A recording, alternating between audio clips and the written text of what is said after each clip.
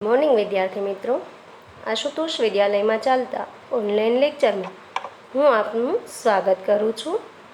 વિદ્યાર્થી મિત્રો, આજે આપણે ધોરણ 5 વિષય ગુજરાતીમાં પુનરાવર્તન 1ના જે સવાલ જવાબ છે એ આજે આપણે સમજવાના છે. પુનરાવર્તન 1ની અંદર આપણો પહેલો પ્રશ્ન છે કે નીચેના દરેક પ્રશ્નોના ઉત્તર એક એક વાક્યમાં લખો. તો વિદ્યાર્થી મિત્રો, પુનરાવર્તન એટલે તમે જાણતા જ હશો કે પુનરાવર્તન એટલે કે એ વિષયનો આપણે અભ્યાસ કરો કે જે આપણે પહેલાં શીખી ગયા છીએ. એટલે કે આપણે જે અગાઉ 1થી જે 4 પ્રકરણ જે આપણે શીખ્યા છીએ, બરાબર છે, એને લગતા જ આમાં આપણને સવાલ જવાબ છે એ પૂછવામાં આવે છે. તો 1થી 4 આપણે ભણી ગયા છીએ, તો તમને આના બધા સવાલ જવાબ સરસ રીતે આવડતા હશે. છતાં પણ આજે આપણે છે ફરીથી એક વખત એનું પુનરાવર્તન જે પહેલાં કરેલું છે એનું કરી લઈએ.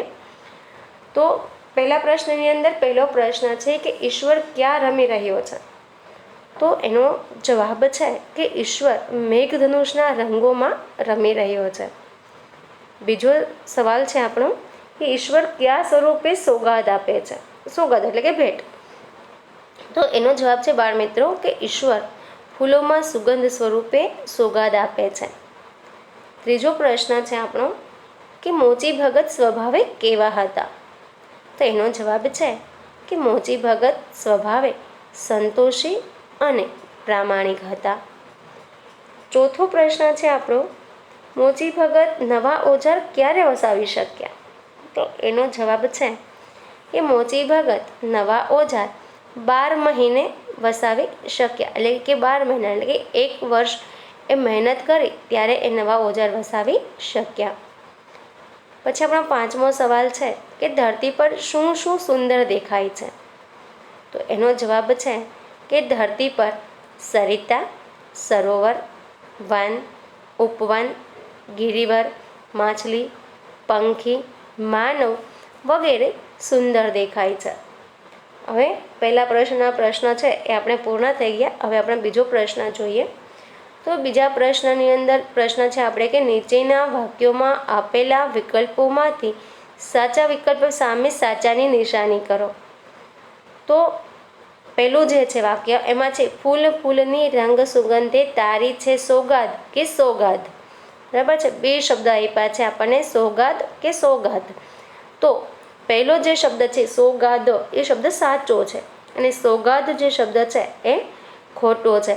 એટલે કે આપણે જે છે એ સોગાદ શબ્દની નીચે સાચાની નિશાની કરવાની છે. બરાબર છે. પછી બીજું વાક્ય છે રાડ ત્રાડને લાડની સાથે મોર પીછનો સૂર અને સૂર. તો અહીંયા જે છે એમાં આપણે જે છે એ બીજો સૂર શબ્દ જે છે એ શબ્દ જે છે એ સાચો છે, એટલે એની માથે સાચાની નિશાની કરવાની છે. ત્રીજું છે લાવને જરા મોચીને ત્યાં આંટો મારો. તો અહીં બીજું જે શબ્દ છે આંટો, બરાબર, પ્રથમ નહીં પણ બીજો શબ્દ છે આંટો એ સાચો છે, એટલે આપણે એની માથે સાચાની નિશાની કરવાની છે. પછી ચોથું છે આપ ખરા સાઘુ અને સાધુ. તો બીજો જે શબ્દ છે સાધુ એ સાચો શબ્દ છે અને પહેલો શબ્દ છે એ ખોટો છે, એટલે આપણે બીજા શબ્દ ઉપર સાચાની નિશાની કરશું. પછી પાંચમું છે કવિતા સુંદર જીવન સુંદર. તો આ વાક્યની અંદર પ્રથમ જીવન શબ્દ જે છે એ સાચો છે અને બીજો જે જીવન શબ્દ છે એ ખોટો છે, એટલે આપણે પહેલા ઉપર સાચાની નિશાની કરીશું. હવે બાળ મિત્રો, ત્રીજો જે આપણો પ્રશ્ન છે એ શબ્દ રમત છે. અહીં આપણને સૂચના મુજબ શબ્દ રમત રમવાનું કહે છે કે શબ્દના છેલ્લા અક્ષર પરથી નીચે આપેલા ખાનામાં બીજા શબ્દ લખો. આપણને ઉદાહરણ આપ્યું છે કે લીમડો.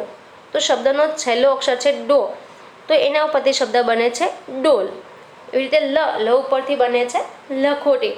તમે જેમ અંતાક્ષરી રમો ને બાળ મિત્રો, ત્યારે કેમ તમે ગીત ગાઓ છો અને એના છેલ્લા અક્ષર ઉપરથી પછી નવું ગીત ગાઓ છો, એમ આ આપણે સમજવાનું કે આ શબ્દ અંતાક્ષરી છે કે શબ્દનો છેલ્લો અક્ષર હોય છે એના ઉપરથી તમારે શબ્દ બનાવવાના છે.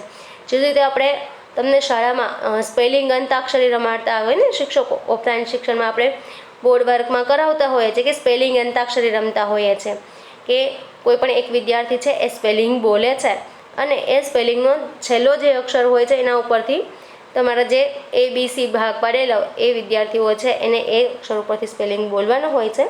એ રીતે આપણે અહીંયા ગુજરાતીમાં આ શબ્દ રમત છે એ રમવાની છે. તો હવે તમને સમજાઈ ગયું છે. હવે છે લખવું ટી, છેલ્લે છે ટી, તો આપણે ટી ઉપરથી શબ્દ બનાવીશું ટીમ. ટીમ મ, આ શબ્દમાં છેલ્લો અક્ષર છે મ, આપણે નીચે લઈ જવાનું છે કે મ ઉપરથી આપણે બનાવશું શબ્દ મયંક. આમાં છેલ્લે આવ્યો ક, એટલે ક ઉપરથી આપણે શબ્દ બનાવશું કબૂતર. આમાં આ કબૂતરમાં છેલ્લે આવે છે ર, એટલે આપણે લખશું એનો અક્ષર બનાવશું રણજીત. પછી છેલ્લે આવ્યું ત, એટલે તથી શબ્દ બનશે તમે. પછી આ શબ્દમાં છેલ્લે આવે છે મે, એટલે કે આપણે એનાથી શબ્દ બનશે મેચ. પછી આમાં છેલ્લે મેચ લખતા છેલ્લે આવે છે જ, એટલે શબ્દ બનશે જશોદા. હવે જશોદામાં છેલ્લે અક્ષર આવે છે દા, બરાબર છે, તો દા ઉપરથી શબ્દ બનાવશું દાડમ. અને છેલ્લે દાડમમાં છેલ્લે અક્ષર આવે છે મ, તો મ ઉપરથી આપણે શબ્દ બનાવશું મગર. બરાબર છે. તો અહીંયા આપણે આ જે શબ્દ રમત હતી એ પૂર્ણ થાય. બરાબર છે. પણ વિદ્યાર્થી મિત્રો, તમને પણ હવે આ શબ્દ રમત સરસ રીતે રમતા આવડી ગઈ છે, તો તમે તમારા મિત્રો સાથે ઘરે પણ આ શબ્દ રમત સરસ રીતે રમી શકો છો. હવે આ ચોમાસાનું વાતાવરણ છે, વરસાદ આવતો હોય તો આપણે બહાર રમવા ન જઈ શકીએ, તો ઘરની અંદર આપણે આવી રમત રમીએ તો આપણે રમતનો આનંદ પણ મળે અને સાથે સાથે આપણને જ્ઞાન પણ મળે. આપણે કહીએ ને ગમત સાથે જ્ઞાન, એ રીતે. હવે આપણો પ્રશ્ન 4 છે કે નીચેના શબ્દોના સમાનાર્થી શબ્દ આપો. એમાં આપણો પહેલો શબ્દ છે સરોવર, તો એનો સમાનાર્થી શબ્દ થશે સર્વર. સર્વર એટલે સરોવર જે છે એ થાય. બરાબર છે ને વિદ્યાર્થી મિત્રો. પછી આપણો બીજો શબ્દ છે એ છે ગર્વ. ગર્વ એટલે એનો સમાનાર્થી શબ્દ થશે અભિમાન. ત્રીજો શબ્દ છે આપણો ઉષા. ઉષા એટલો સમાનાર્થી શબ્દ થશે સવાર. પછી છે રળિયાત. ચોથો શબ્દ આપણો છે રળિયાત, તો રળિયાતનો જે છે એ સમાનાર્થી શબ્દ થશે પ્રસન્ન. પાંચમો આપણો પ્રશ્ન છે સમીર. સોરી વિદ્યાર્થીઓ, પાંચમો આપણો શબ્દ છે સમીર, જેનો અર્થ થાય છે પવન. છઠ્ઠો શબ્દ છે આપણો નિશા. નિશાનો સમાનાર્થી શબ્દ થાય છે રાત્રિ. પ્રશ્ન 5 આપણો બાળ મિત્ર છે કે શબ્દોના વિરોધી શબ્દ લખો. બરાબર છે. તો ધરતી, ધરતીનો વિરોધી શબ્દ થશે આકાશ. ઉષા, ઉષાનો વિરોધી શબ્દ થશે સંધ્યા. ટૂંકું, ટૂંકુનો વિરોધી શબ્દ થશે લાંબુ. પૂર્ણ, પૂર્ણનો વિરોધી શબ્દ થશે અપૂર્ણ. એ પ્રશ્ન 6 આપણો છે કે રૂઢિપ્રયોગના અર્થ આપી વાક્ય પ્રયોગ કરો. એમાં પહેલો રૂઢિપ્રયોગ છે કે એનો છે જીવ બળવો, તો એનો અર્થ થાય છે દુઃખી થવું. આમનું વાક્ય બનશે, આપણે બનાવશું કે દીકરાને અકસ્માતમાં વાગવાથી માનો જીવ બળવા લાગ્યો. બીજું છે રૂઢિપ્રયોગ, બીજો છે બેઠા બેઠા ખાવું. એનો અર્થ થાય છે શ્રમ કર્યા વિના મળવું. એનું વાક્ય બનશે શેઠનો આળસુ દીકરો બેઠા બેઠા ખાય છે. ત્રીજું છે બાવડાના બળથી. એનો અર્થ થાય છે જાત મહેનતથી. એનું વાક્ય બને છે ગરીબ મજૂર બાવડાના બળથી કમાય છે. ચોથું છે પેટનો ખાડો પૂરવો. તો આ રૂઢિપ્રયોગનો અર્થ થાય છે ભરણ પોષણ કરવું. એનું વાક્ય બને છે મા બાપ મહેનત કરી કુટુંબના પેટનો ખાડો પૂરે છે. આપણો પ્રશ્ન 7 છે પંક્તિઓને યોગ્ય ક્રમમાં ગોઠવીને લખો. અહીંયા આપણો જે ચોથું કાવ્ય હતું ને સુંદર સુંદર, એ કાવ્યની કેટલીક પંક્તિઓ જે છે એ આડી અવળી કરીને મૂકેલી છે, જેને આપણે એના ક્રમમાં ગોઠવવાની છે. તો ચાલો આપણે આ પંક્તિઓને ક્રમમાં ગોઠવીએ.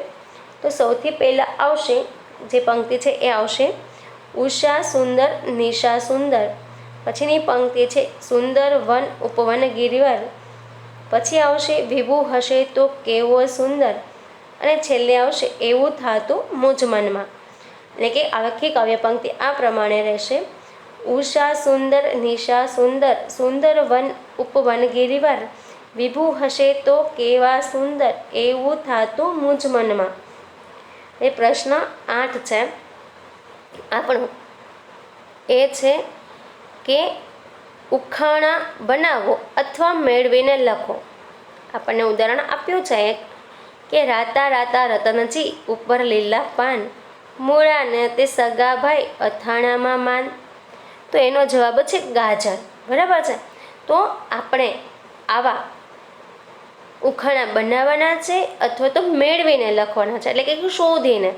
આપણી પાસે કોઈ પુસ્તકમાં હોય, બરાબર છે, પછી કોઈ ન્યૂઝપેપરમાં આપણે બાળ ભાસ્કર કે તમે પછી છે જે આવતું હોય છે ચિત્રલોક એવા બાળકોને લખતા ઝગમગ છે, બાળ ભાસ્કર છે, એની અંદર આવતા હોય ઉખાણા, એમાંથી શોધીને પણ લખી શકો છો.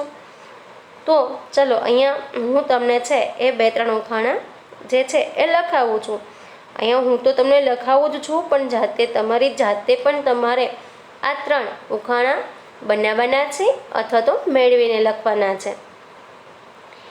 નાની સરખી ટચુકડીને ખિસ્સામાં માહે, એ છોકરી જો રિસાય તો બારના ન ખુલે.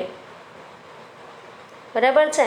શું કહે છે? નાની સરખી ટચુકડીને ખિસ્સામાં હે ખેલે, એ છોકરી જો રિસાય તો બારના ન ખુલે. એટલે શું થાય છે? એનો જવાબ થાય છે કૂંચી, અથવા તો આપણે શું કહીએ એને? ચાવી. બીજું છે, હવે આપણે બીજું ઉખાણું બનાવીએ છીએ. જળમાં રહી જીવંત નહીં મેંઢક કે મચ્છી, ચારે દિશ ચલંત નહીં પશુ કે પક્ષી. તો આનો જવાબ છે નાવડી, એટલે કે આપણે જે હોડી કહીએ ને એ. ત્રીજું છે રાયતાની રાણીને કચુંબરની માં, શાકની છે સાસુ એને કહો નહીં ના. એટલે એનો જવાબ થાય છે કાકડી. બરાબર છે. હવે છે પ્રશ્ન 9. તમારા ઘરમાં, શાળામાં જોવા મળતા સામયિક, વર્તમાનપત્રો, પુસ્તકો વગેરેની યાદી બનાવો. તો સામયિકોમાં ચંપક, ફૂલવાડી, ચાંદામામા, ધીંગા મસ્તી, આ વગેરે સામયિકો છે એ જોવા મળે છે. વર્તમાન પત્રોની અંદર સંદેશ, ગુજરાત સમાચાર, દિવ્ય ભાસ્કર, બરાબર, સૌરાષ્ટ્ર સમાચાર વગેરે આપણે વર્તમાનપત્રો જોવા મળતા હોય છે. અને પુસ્તકો છે તો પંચતંત્રની વાર્તાઓ, દિવા સ્વપ્ન, ભગવદ્ ગીતા, રામાયણ, આવા પુસ્તકો છે એ આપણે શાળામાં અને ઘરમાં જોવા મળતા હોય છે. હવે છે પ્રશ્ન 10 કે નીચેના ફકરામાં યોગ્ય વિરામ ચિહ્ન મૂકી ફકરો ફરી લખો. તો બાળ મિત્રો, અહીંયા જે આપણને પેરેગ્રાફ આપ્યો છે એ પેરેગ્રાફ આપણો જે ત્રીજો પાઠ છે મહેનતનો રોટલો, એમાંથી લઈને મૂકવામાં આવ્યો છે. તો હું તો અહીં તમને બોલીને સમજાવું છું કે આ રીતે આમાં આ વિરામ ચિહ્નો આવે. છતાં પણ જો તમને ન સમજાય તો તમે એ પાઠ 3માંથી આ પેરેગ્રાફ શોધી અને યોગ્ય વિરામ ચિહ્ન સાથે લખી શકો છો. તો હવે હું જે છે એ આ પેરેગ્રાફ યોગ્ય વિરામ ચિહ્ન સાથે છે એ કયું વિરામ ચિહ્ન આવશે તે બોલીને તમને સમજાવું છું. બરાબર છે. તો શરૂ કરીએ આપણે. મોચી સાધુ સામે જોઈ હસવા લાગ્યો. અહીંયા વાક્ય પૂર્ણ થાય છે એટલે પૂર્ણ વિરામ આવશે. તેણે કહ્યું, હવે તેણે કહ્યું પછી અલ્પ વિરામ આવશે. હવે આપણે જે સાધુ બોલે છે એ જ શબ્દો અહીંયા લખવાના હોવાથી આપણે અગાઉ સમજી ગયા કે જ્યારે કોઈ પણ વ્યક્તિ બોલે ને એને શબ્દો આપણે લખવાના હોય ત્યારે અવતરણ ચિહ્નનો ઉપયોગ થાય છે. આગળ જે આપણે 4 ચિહ્નો જોયા ને એમાં જોયું આપણે, બરાબર છે. તો સાધુ બોલે છે ને એ જ શબ્દો લખવાના છે એટલે હવે આવશે અવતરણ ચિહ્ન, ડબલ અવતરણ ચિહ્ન કરવાના છે આપણે. અને પછી જે કહેવાના એ લેવાના, પછી અલ્પ વિરામ, પછી મહારાજ, પછી આવશે ઉદ્ગાર ચિહ્ન, પછી આપની ઈચ્છા હોય તો બનાવો, ત્યાં વાક્ય પૂર્ણ થાય છે એટલે પૂર્ણ વિરામ આવશે અને પછી અવતરણ ચિહ્ન છે એ પૂરા થશે. બરાબર છે?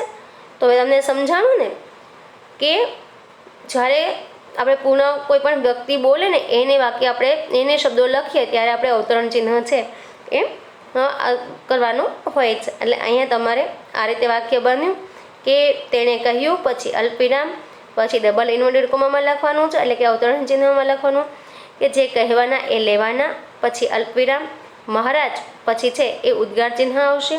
આપની ઈચ્છા હોય તો બનાવવું ને પૂર્ણ વિરામ અને સાથે સાથે અવતરણ ચિહ્ન છે એ પણ પૂર્ણ થશે. પછી છે સાધુએ કહ્યું, પછી અલ્પવિરામ કરવાનું છે અને સાથે અવતરણ ચિહ્નમાં લખવાનું, અવતરણ ચિહ્નની નિશાની કરવાની છે. પછી લખવાનું અચ્છા બનાવો, પછી અલ્પવિરામ, ક્યારે આપશો, પ્રશ્નાર્થ ચિહ્ન કરી અને અવતરણ ચિહ્ન છે એ પૂર્ણ કરવાના છે.